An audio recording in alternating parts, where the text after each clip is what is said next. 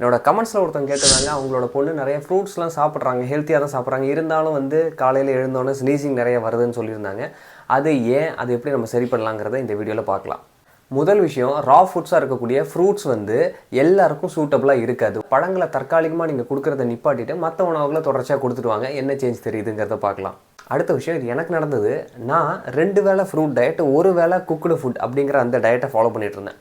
அப்போது அந்த ஒரு வேளை சமைச்ச சாப்பாட்டில் பார்த்தீங்கன்னா, இட்லி தோசை எடுக்கிற நாட்களில் எனக்கு அடுத்த நாள் காலையில் அதிகமான சளி, தும்மல் இதெல்லாம் வந்துட்டுருக்கும். ஸோ அதை நான் எப்போ நிறுத்தினோனோ அதுக்கப்புறமா எனக்கு அந்த சளி பிடிக்கிறது வரலை. இட்லி தோசையை கட் பண்ணி பாருங்கள். தினசரி பேசிஸில் கண்டிப்பாக இட்லி தோசை கொடுக்கக்கூடாது. 3வது விஷயம், பால், தயிர், வெள்ளை சர்க்கரை, பேக்கரி ஐட்டம்ஸு, நிறைய இனிப்புகள் இது போன்ற பொருட்களை நீங்கள் கொடுக்காம இருக்கணும். அதுக்கடுத்தது காற்று, வென்டிலேட்டடான ரூமில் நம்ம இருக்கணும்.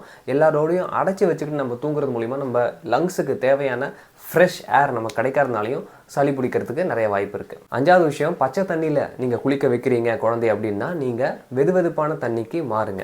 டைஜஷன் சரியாக நடக்கலைனா கூட நமக்கு கண்டிப்பாக சளி பிடிக்கும். அதனால் ஈஸியாக டைஜஸ்ட் ஆகிற மாதிரி உணவுகளை நாம் கொடுக்க பழகணும். அவங்க பசி பொறுத்து நாம் அவங்களுக்கு உணவை கொடுக்கணும். உணவில் இஞ்சி, பூண்டு சேர்த்து கொடுக்கறது நல்லது. 7வது விஷயம், குழந்தைகளை நல்லா விளையாட விடுங்க. அவங்க நல்லா விளையாடினா தான் ஜீரண சக்தி நல்லாயிருக்கும். ஜீரணம் நல்லா நடந்தால் தான் உடலில் அடுத்தடுத்த ப்ராசஸ்கள்லாம் உங்களுக்கு சரியாக நடக்கும்.